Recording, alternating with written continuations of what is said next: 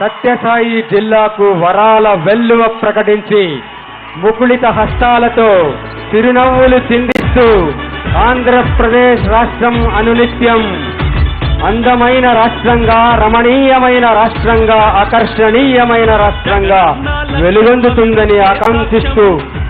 దీవెనలు అందించిన గౌరవ ముఖ్యమంత్రి గారికి సత్యసాయి జిల్లా అభినందనలు, జేజేలు పలుకుతోంది.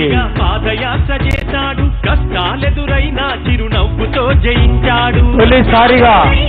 ఆధ్యాత్మిక కేంద్రమైన సత్యసాయి జిల్లాలో అడుగుపెట్టి డాక్టర్ వైఎస్ఆర్ ఉచిత పంటల బీమా పథకాన్ని ప్రారంభించి ప్రకృతి వైపరీత్యాలలో